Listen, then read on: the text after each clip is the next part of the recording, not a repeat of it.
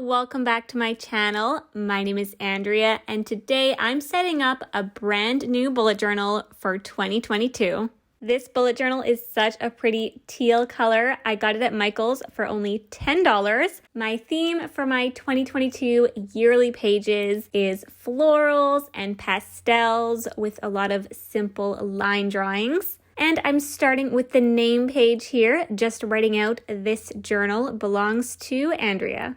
For all of my doodles in these spreads, I'm starting out with my Crayola Super Tips, and I'm coloring in little blobs all over the page. I sketched some flowers with pencil first, just to give me an idea of where to draw all the little colored blobs. And I'm sticking with different shades of light pink, purple, and green. Once I have all of my colored blobs all over the page, I'm taking my Sigma Micron fine liner in the size 02, and I'm drawing a bunch of flowers and leaves. I love the look of this because the drawings aren't totally colored in all perfectly. The next page is my cover page for the year, and I'm taking this empty ribbon roll and I'm tracing around it with my fine liner. And in the center, I'm writing out the words 2022. And then above, I'm writing out the number 20, and below that, the number 22. Now I'm going back in with my Crayola Super Tips and adding all of my little colored splotches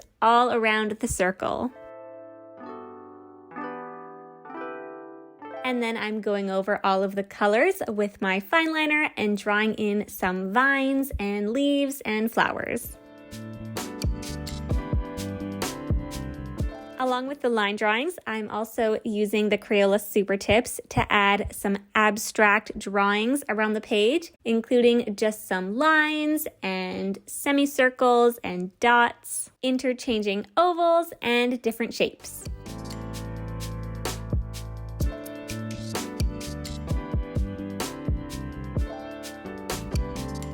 The next page is my grid spacing guide. This is a really useful page to reference when you're making your other spreads throughout the year, when you don't want to keep counting how many spaces and dots you have on each page. This journal has 28 spaces across and 35 spaces down. I'm using dotted lines to split the page in half, both vertically and horizontally. When I made a grid spacing guide before, I made it a little more complicated and split the page into quarters and thirds, but I found that I never really used that and I never really looked at it, so it just kind of added to the clutter of the page. So this time I'm just sticking with the halves. This page is a little boring just as is, so I'm adding a title of Grid Spacing Guide down in the right-hand corner. And then I'll also add some abstract squiggles and shapes with the Crayola markers. The next page in my spread is the key. And this is where I'm going to be defining all of the symbols that I'll be using throughout my bullet journal this year. I have an open square for task, a square with a check mark in it for completed task, a square with an X through it for canceled, which I'm just now realizing I forgot to draw the X through, so I'll be adding that now. A square with an arrow for a migrated task, a circle for an event, a little clock for a deadline, a present for a birthday, and a little dash for a note. Next up is the best part of every page, and it's adding all the little colored splotches all over, and then of course going in with my fine liner and adding in some long flowers and leaves, and on this page I'm also adding dandelions.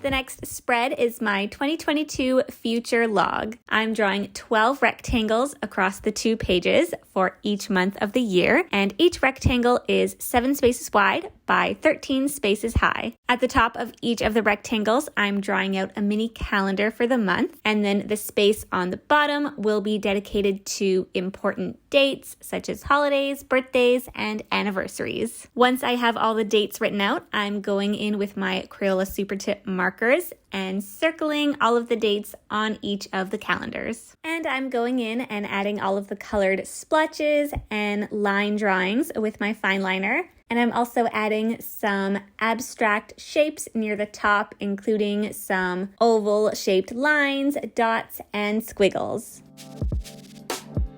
The next 2 spreads are going to be dedicated to my statistics for the year, including for my 2 YouTube channels, my Instagram accounts, my blog, and everything else. In the past, I've done these as just a single page, and then last year I did it as a 2-page spread, but every year I inevitably run out of room and it ends up being really squished. So this year I decided to just make it 2 full spreads across 4 pages. Now, if you don't have any social media accounts that you're tracking or trying to grow, then you could, of course, adjust these pages and turn them into annual goals pages. Or if you want to keep track of any assignments or deadlines coming up throughout the year, then definitely just customize it to whatever your needs are. For me, I'm making a table, so down the left-hand side is from January to December, and I'm also including a row at the bottom for 2022, so I can put the total number for the whole year in that row. And then across the top, I'm writing out everything that I'll be tracking.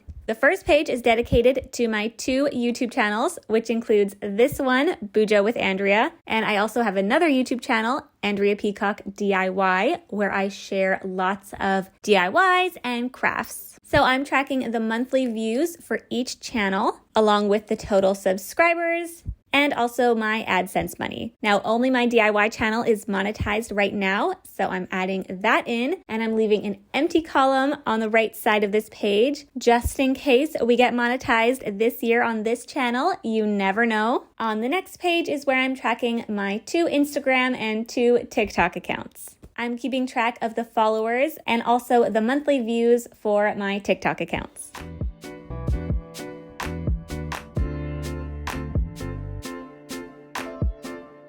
The next spread is continuing with my annual statistics, and the first page is tracking my blog and Pinterest stats. So I'm including my blog monthly views, monthly sessions, AdSense money, Pinterest clicks, Pinterest saves, and Pinterest impressions. The next page is dedicated to my affiliate sales money. So I am a part of 3 different affiliate programs right now, which are Amazon, Share a Sale, and Reward Style. I've left 3 empty columns on the side just because I don't know if I'll be joining any more or if there'll be anything else I want to add. Every year this happens that I need to add more things to these pages, so I just want to be prepared and give myself lots of room.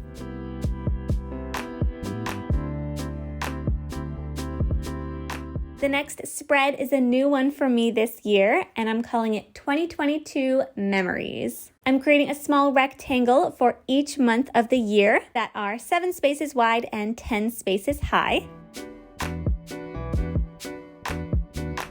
And then I'm adding a little header at the top of each one for all of the months. And every month I want to go in here and add in a couple of highlights or a couple of memories that really stand out from the month. And I think this will be a really fun page to look back on because everything will be in just one place and it'll be neat to see what I did throughout the year. The next page is also a new one for me, and it's called 2022 Intentions. I've done goals pages in the past, but to be honest, they're not really for me. I don't tend to really look at them, and having goals per se doesn't really motivate me that much. So instead, I'm writing out a few intentions that are more vague and to do with my life and things that I want to really strive for and do. So I'm writing out in 2022, I want to, and I went with find joy in every day, fuel my body with healthy food, try new recipes, move my body every day, stay connected with friends and family, and appreciate all the small moments. And then I'm just filling up this page with lots of the same pastel colors and flower line drawings.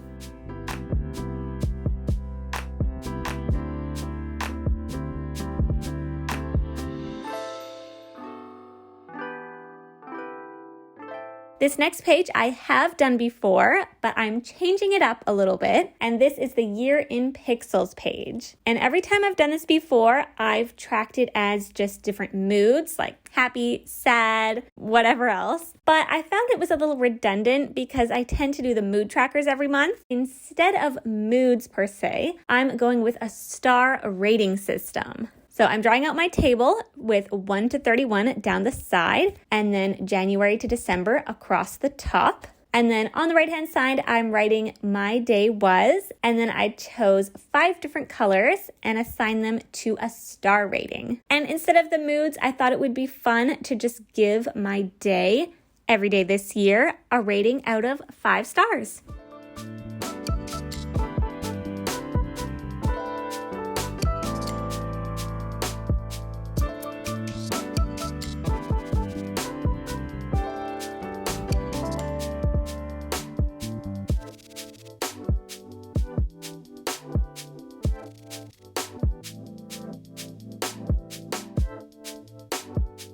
Here is the final flip through of all my pages I created for the upcoming new year. I love all the pastel colors and the simple drawings. I think it just looks so happy and fun, and I'm really looking forward to using all of these pages. If you want to journal alongside me, I have the real-time setup of all of these pages coming in just a couple of days. So make sure you're subscribed and turn on the notifications so you don't miss that video. Thank you so much for watching, and I'll see you next time.